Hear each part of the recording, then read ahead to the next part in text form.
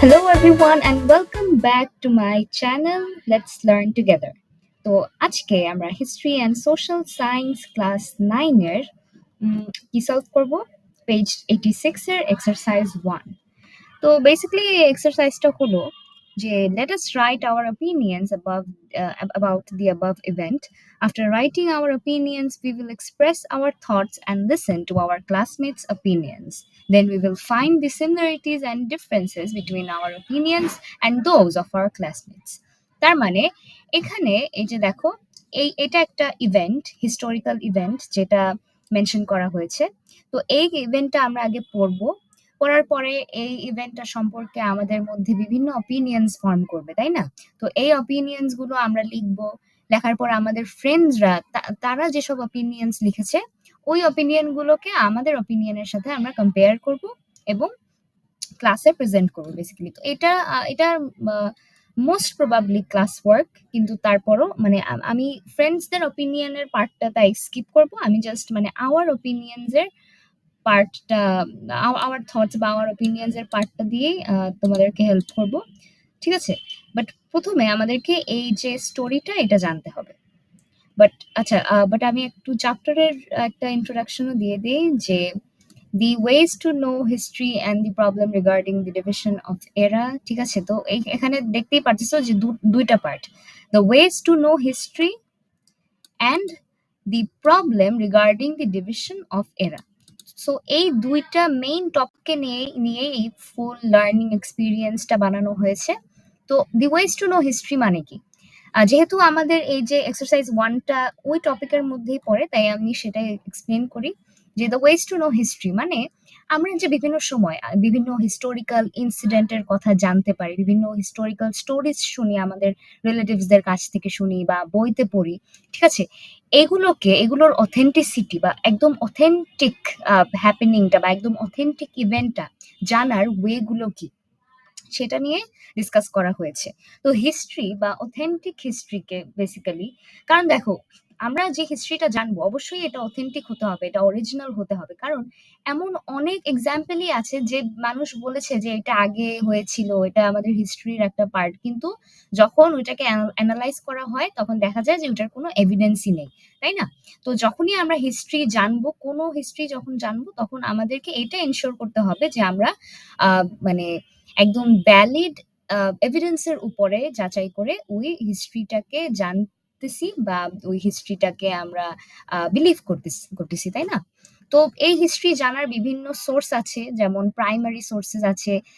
Primary sources বলতে মানে বোঝাতে চাচ্ছি যে একদম রিলেটেড ডকুমেন্টস গুলা, ওই ইভেন্টটা সম্পর্কে রিলেটেড ডকুমেন্টস গুলা, বা ধরো আর্টিফ্যাক্টস গুলা।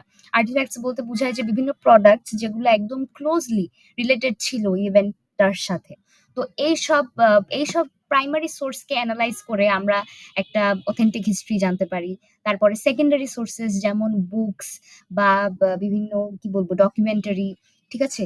বা অন্যান্য যেসব জায়গায় হিস্টোরিক্যাল ইনফরমেশন প্রেজেন্ট করা হয়, সেসব জায়গা সেকেন্ডারি সোর্স হিসেবে কাজ করতে পারে। এই যে দেখো, books, newspaper, archived videos from TV or radio channels, online articles etcetera, এগুলো হচ্ছে সেকেন্ডারি সোর্স। তারপরে ওরাল এভিডেন্স হিসেবে, ওরাল এভিডেন্স আমরা জানতে পারি। ওরাল এভিডেন্স জিনিসটা কি?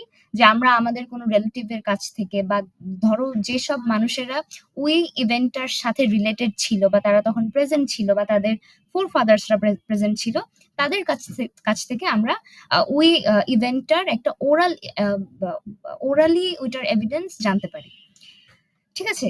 আর এই যে এভাবে এইসব ওয়েজ ফলো করে আমরা একটা হিস্ট্রি বা হিস্টোরিক্যাল ইভেন্টের অথেন্টিসিটিটা অ্যানালাইজ করে সেটাকে জানতে পারি, তাই না? আচ্ছা, এখন আমরা একটা স্টোরি পড়বো। এটা হচ্ছে হিস্টোরিক্যাল একটা স্টোরি। আচ্ছা, ওকে। Did Shubhankar really deceive? The phrase Shubhankarer Faki implies deception or trickery through a false narrative or misleading someone. It refers to the skill of deceiving authorities or ordinary people by diverting attention from the real issue in financial transactions to gain an advantage. আচ্ছা, তো আমি basically explain করে যাই যে ফুল স্টোরিটায় কি বলা হয়েছে। তো Shubhankar, He was a very popular mathematician and a very talented mathematician in the in which years? Okay, the years are even before the Battle of Polashi, which happened in 1757. So শুভঙ্করের এই যে স্টোরিটা, ম্যাথমেটিশিয়ান শুভঙ্করের এই স্টোরিটা পলাশী যুদ্ধেরও আগের story, মানে পলাশী যুদ্ধের পরেও এই স্টোরিটার কিছু পার্টস আছে, কিন্তু শুরুটা সেই যুদ্ধেরও আগে হয়েছিল। তো he was a very popular mathematician, he was very talented. Okay, he could easily provide solutions to complex arithmetical or mathematical problems, ঠিক আছে? He was very skilled at mental math. Okay, he could proficiently calculate large numbers in his head, মানে তখন কিন্তু ক্যালকুলেটরস ছিল না। তো ইনি এমনই একজন ম্যাথমেটিশিয়ান ছিলেন যিনি কিনা তার মাইন্ডেই অনেক ক্রিটিক্যাল ক্যালকুলেশনস করে ফেলতে পারতেন, তাই না? অ্যান্ড তার একটা খুবই ইনোভেটিভ অ্যান্ড খুবই ক্রিয়েটিভ ওয়ে ছিল ম্যাথমেটিক্যাল প্রবলেমস গুলোকে পোয়েটিক ফর্মে সলভ করা। পোয়েটিক ফর্মে সলভ করা মানে কি? এখানে সেটারই একটা এক্সাম্পল দেয়া আছে যে তিনি একটা পোয়েমের মাধ্যমে একটা ম্যাথকে সলভ করেছেন। ম্যাথটা ছিল এই ব্যাপারে যে একটা লেক আছে, ওই লেকে কিছু লোটাস বা ওয়াটার লিলিজ আছে অ্যান্ড কিছু বীজ আছে, যে বীজগুলো ওই ওয়াটার লিলি বা লোটাসের উপর বসে সেখান থেকে মধু খাচ্ছে, তাই না? তো কোয়েশ্চেনটা ছিল যে এই লেকে কয়টা লোটাস আছে বা কয়টা ওয়াটার লিলি আছে অ্যান্ড কয়টা বীজ আছে। তো সে এই ম্যাথটাকেই এই পোয়েমের মাধ্যমে সলভ করেছে। এখানে তোমরা দেখবে যে ম্যাথটার এক্সপ্লেনেশন দেওয়া আছে। তো এই যে ম্যাথমেটিশিয়ান শুভঙ্কর, তিনি এভাবেই পোয়েটিক ফর্মে বা রিদমিক ভাবে, মানে রিদমস এর মানে কি, ছন্দের মাধ্যমে কিন্তু বিভিন্ন ম্যাথমেটিক্যাল ক্যালকুলেশন সলভ করে ফেলতেন। অ্যান্ড এই প্রসেসটা তখনকার স্কুলগুলোতে বা মানুষের মধ্যে অনেক পপুলার হয়ে যায়। এটা খুবই ফেমাস একটা ট্রিক ছিল তখন, অ্যান্ড এটা অনেকেই মানে মানতেন বা অনেকেই এটাকে অনেক কি বলবো, সবার বুঝতে সুবিধা হতো, তো অবশ্যই সবাই এটাকে অ্যাপ্রিসিয়েট করতো। বাট যখন ব্রিটিশরা আসে অ্যান্ড এসে ইন্ডিয়ান সাবকন্টিনেন্টে এই যে ইংলিশ এডুকেশন প্রমোট করেন, তখন এই ইন্ডিয়ান সাবকন্টিনেন্টেরই কিছু মানুষরা আস্তে আস্তে এই যে ম্যাথমেটিশিয়ান শুভঙ্করের এই ম্যাথমেটিক্যাল ক্যালকুলেশন সলভ করার প্রসেসটাকে ক্রিটিসাইজ করা শুরু করে। ঠিক আছে, তারা বলে যে পোয়েটের মানে পোয়েমের মাধ্যমে ম্যাথমেটিক্স সলভ করাটা একটা ডিসিভিং বিষয়, এরকম হয় না। ম্যাথ কিভাবে পোয়েমের মাধ্যমে সলভ করে, এটা কোনো কিছু হলো না, এটা একটা ট্রিক্স, এটা জাস্ট একটা মানে ডিসেপশন, একটা ট্রিকারি হইলো। একটা ট্রিক তো কখনোই অ্যাকচুয়াল সলিউশন হতে পারে না, তাই না? এখানে মানুষকে ডাইভার্ট করা হচ্ছে from learning the actual things, এইসব বলে তার যে ইনোভেটিভ বা ক্রিয়েটিভ ওয়ার্কস গুলোকে কি করলো, এই যে কলোনিয়াল রুলার্সরা তারা ক্রিটিসাইজ করলো। ঠিক আছে, তাদের ইনফ্লুয়েন্সে এই ম্যাথমেটিশিয়ান শুভঙ্করের ওয়ার্ক গুলো ক্রিটিসিজম ফেস করলো। ঠিক আছে, অ্যান্ড এই ক্রিটিসিজম ফেস করার পরে এই যে আহ, এই ফুল স্টোরিটাকে বা ম্যাথমেটিশিয়ান শুভঙ্করের এই ম্যাথকে যে ডিসেপটিভ বলা হয়েছে, এই জিনিসটাকে, এই স্টোরিটাকে শুভঙ্করের ফাঁকি হিসেবে করা হলো, মানে সবাই জানতে পারলো এইটাকে এই নামে। ঠিক আছে, তো এই স্টোরিটার মানে সে যে ম্যাথমেটিক্যাল ক্যালকুলেশনটা সলভ করেছিলেন ওইটার একটা এক্সাম্পল এখানে দেওয়া আছে যে okay, it signifies that a lake where lotus or water lilies are blooming. Lotus বা water lilies তোমরা যে কোনো একটা ধরে নিতে পারো। Several bees are collecting honey there. Two bees are sitting on each lotus. Consequently, one lotus is vacant. On the other hand, on each, আচ্ছা এখানে each হবে না, এখানে one lotus হবে। On one lotus there is one remaining vacant spot for a bee. ঠিক আছে, তো কি বিষয়টা মেনলি, যে একটা লেকে লোটাস আছে কয়েকটা, প্রত্যেকটা লোটাসের উপরে দুটো করে বীজ বসা। ঠিক আছে, একটা লোটাসে কোনো বি নেই আর আরেকটা লোটাসে শুধু একটা বি আছে। এই ইনফরমেশন গুলো দিয়ে সে এই যে ম্যাথটা সলভ করে কয়টা লেকস ছিল এটা বের করেন এন্ড কয়টা বীজ ছিল এটা বের করেন।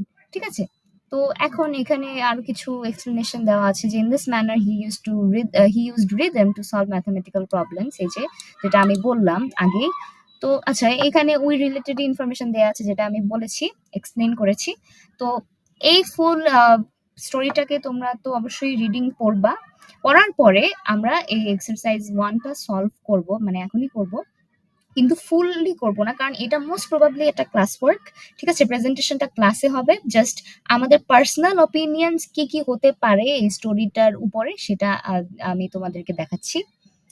এই যে, these are basically the probable opinions that can be formed after reading the historical story of শুভঙ্করের ফাঁকি।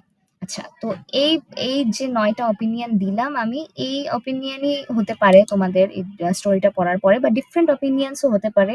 Just feel free to use anything new that comes to your mind, because that is what you are suppose to do. Okay, তো ফার্স্টটা কি, Shubhankar Das was an exceptional mathematician with innovative and advanced methods. So এই যে শুভঙ্কর দাস, আচ্ছা তার actual name কিন্তু শুভঙ্কর দাস, ঠিক আছে। So he was an exceptional mathematician with innovative advanced methods. His rhythmic formula demonstrated his intellectual prowess, বা এটাকে পাওয়ার হিসাবে তোমরা মিন করতে পারো, পাওয়ার বা স্কিল, ঠিক আছে। The proverb শুভঙ্করের ফাঁকি reflects a significant misunderstanding of his methods, ঠিক আছে।